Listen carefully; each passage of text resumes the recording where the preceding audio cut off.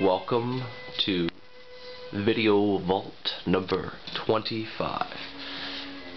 And I decided I'd go for something for our 25th video that I thought was worth talking about more than a lot of things, and that movie is House of Dracula. Yeah, I know I briefly showed this movie in one of the earlier video vaults where I showed off my Universal monster collection. The reason I want to talk about this movie is because it really does end the Universal horror cycle, plus the fact that it's mediocre.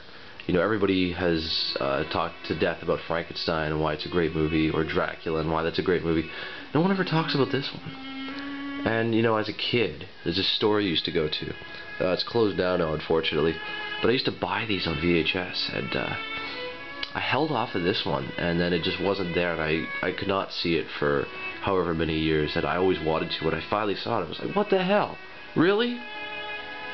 So, by what I said, you could guess that it just does not end the Universal monster cycle appropriately.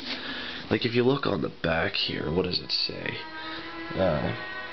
You know, they all have plans of their own, all these monsters. They don't really, though. I mean, the Wolfman's seeking a cure still. He goes to Dr. Edelman, who really does own the movie.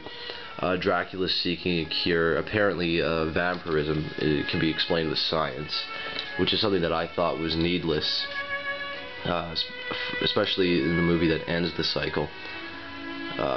Like, is House of Dracula trying to say that... Is it trying to discredit every Universal movie before it? It almost feels like it is.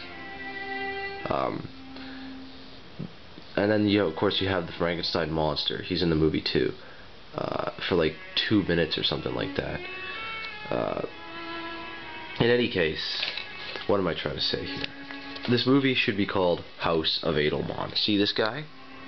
Yeah, Dr. Edelman. He owns the movie. He is the biggest monster in this thing.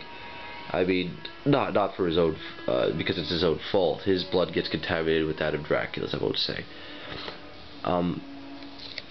This is not a bad movie, by any means, but it's just not a worthy finale to the Universal cycle. And it disappointed me when I first saw it. I was a late comer to this compared to the other Universals I saw as a young kid. It was a disappointment then, it's a disappointment now. And nowadays when I watch it, yeah, it kind of gets a little boring.